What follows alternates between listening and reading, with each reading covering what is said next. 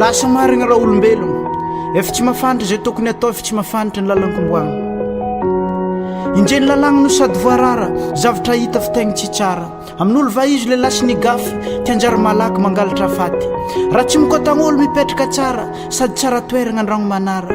kotro laviny sasiny amin'andro manaligny ambidiny hely zahoany realigny miteraterana sasany mandeha katikaty fototry zegny ny falatra faty ny tegna mampalahelo ny dimy sy fara mitafy volo maloto tandragno manara na raha zegny tsy mikoragna zegny mba matsaro marary raha tsaro ateragna alefa bazary amidy ndraiky nitolagna vadika vola tsisy fagnahy sa olo mahola le barengo aminjegny na fagnotaniagna atsika toko maty moaizy afaragna atsika olombelogno itira mandalo mazava ho azy mbola ho lasa tolambalo anare mangalatry ny aniny mety manjary fa ho avy tsy ho ela ny asazin-jagnahary ary ho avy krizy ary tsisy ny vola mpangalatra tolagna aminahy lazaiky fa olo mahola Atsaaro aminjay zakaratsy nataonao taloha mba foanao aminjay alefanao miova fo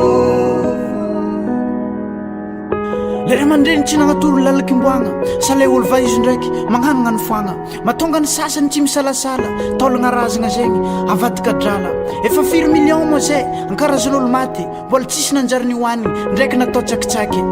ankarazan'olo maty zegny nivady korera trandray ny sasiny aminjay ho lasa milliardaire magnanogna ny foagna ndraiky magnano raha tsy manjary efa tsy mieritreritra hoe mbola misy zagnahary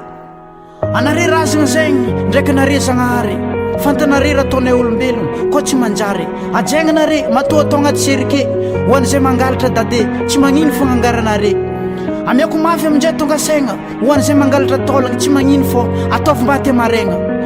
mialatsigny betsika am'le taopy mayagna satria maro olo vignitra haiko ndraiky maro olo tiandiagna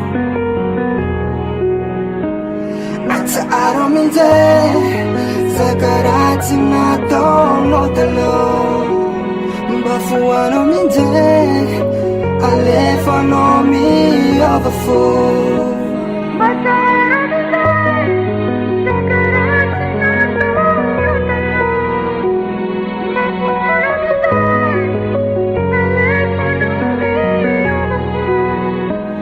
Atsaaro aminjay zakaratsy nataonao taloha mba foanao aminjay alefanao miova fo